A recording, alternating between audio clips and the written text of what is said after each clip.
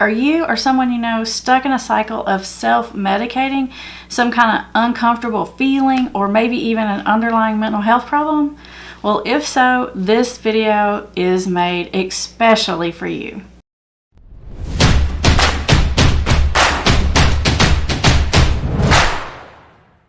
For those of you who are new here, welcome to Put the Shovel Down. This YouTube channel is designed to help you understand the science and psychology of addiction so that you can get 5 steps ahead of it and get back to living the life that you want to live. And hey, if you are new, introduce yourself in the comments. We just want to welcome you to our little community. So I know you've heard this concept before about self-medicating. Maybe you've done this yourself. Maybe you've even said this before, or you may even be currently right now trapped in the cycle of self-medicating. Now, the most common things that people tend to self-medicate would be things like depression, anxiety, mood disorders, heartbreak, grief, all those really uncomfortable emotions. And to be honest, I can really relate to that. In fact, I think most people can really relate to that. When you're uncomfortable, you just want it to go away. When you don't feel good, you just want to feel better. That is a natural human response. There is nothing wrong with feeling that way. However, if you have found yourself in a pattern of using substances to medicate those uncomfortable feelings, you are going to quickly find yourself in a really bad situation. Let me explain why. Okay, first and foremost, all feelings, even the uncomfortable ones, serve a purpose.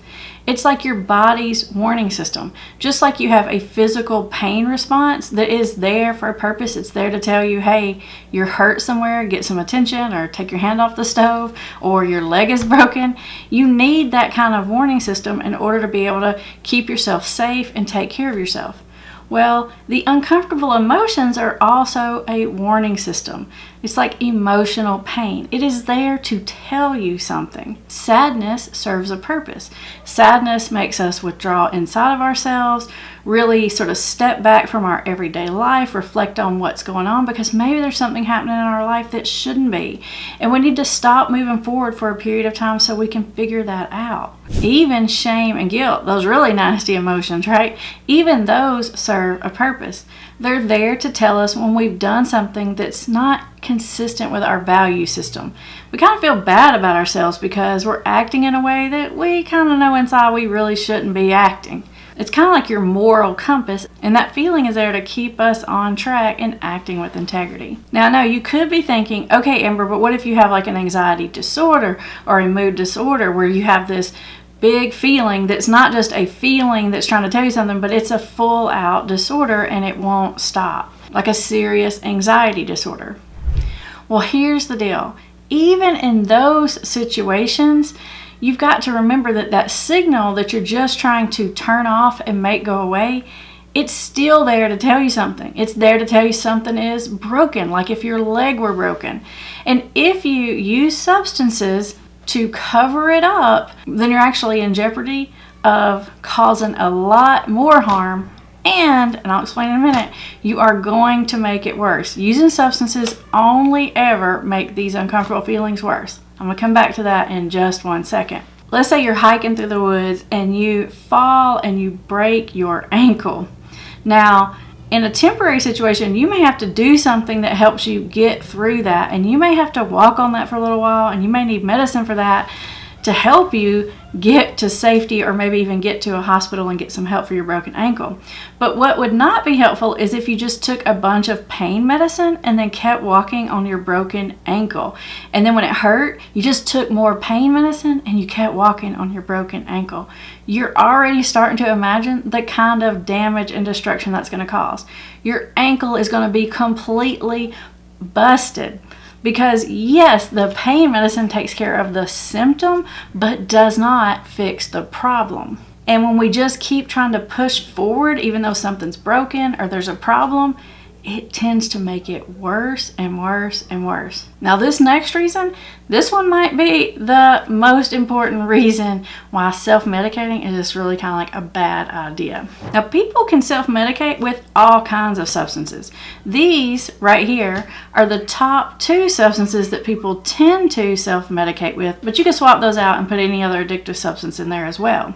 All of the addictive substances, when you start using them regularly, your body starts trying to fight back from those addictive substances to kind of put you back in your homeostasis or put you back in your normal status place by producing neurochemicals that are the opposite, that cause the opposite effect of whatever the substance does. So for example, let's say you're using stimulants to help you fight through long, stressful days at work or huge school workload or test or something like that. Well, if you abuse stimulants long enough, your body starts to fight back against that by producing more like calm you down chemical. This is actually how tolerance begins to build, which is why at the end of a stimulant binge, you have a big giant crash. And so what happens to people who are abusing stimulants is they become more and more and more tired and unmotivated and lethargic. So the problem that you're trying to fight becomes worse and worse and worse. And let me tell you what, you see this happening really significantly when you're trying to use a substance to fight anxiety. And this is probably the most common thing that people try to self-medicate because it's really uncomfortable feeling. Maybe you're trying to use alcohol or some kind of benzo or something like that. Well, as you use those depressant drugs, trying to calm yourself down, make yourself feel more comfortable and less worried, your brain is producing more anxious brain chemicals, which in turn is making your anxiety go up, up, and up. So what happens is you get in this cycle of needing the substance to give you the short-term relief, but in the long run, the problem's getting bigger and bigger and bigger as this whole cycle goes on. Another example of this that I see really regularly is when people use alcohol to medicate some kind of grief or loss. Maybe you lost a loved one or you lost a relationship that was important to you.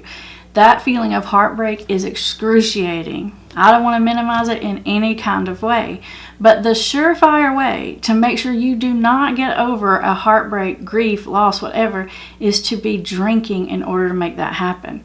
Drinking alcohol actually keeps you stuck in that heartbreak. It will make sure that you don't get past it. And alcohol will make you relive that loss over and over and over. So not only are you not getting past it, but the loss becomes bigger and bigger and bigger in your mind. And on top of all that, your anxiety is getting more and more and more. I think you're probably starting to see the pattern now. So where you started out using this substance to help medicate something initially, eventually whatever that thing was you were trying to fix is now worse and worse and worse. And you get to the point where you have to use that substance because now that problem is so big that you have to use the substance or you might go into some kind of withdrawal or feel sick. This is exactly how you can get stuck in the cycle of addiction. In fact, if you are using substances to self-medicate, you are at such a major higher risk for developing an addiction problem. Because whatever that thing is that you're medicating, you're kind of like needing it all the time. And so you're going to be using more and more often. You build tolerance, you need more and more of that substance. The problem just keeps getting bigger and bigger till eventually you find yourself trapped. Now, I know it is really scary to think about letting go of that substance because it eventually gets to the point where you feel like it's the only thing that's allowing you to hang on to your sanity or function at all. But just remember, at the same time, it's the thing that's causing you to lose your sanity and not be able to function. And there's only one way out of this trap. And I have the perfect person to tell you all about that. Up next, I want you to listen to Andrew's story, who absolutely found himself in a cycle of medicating depression. So let's listen to what Andrew has to say about how that worked for him and how he eventually broke out of that cycle.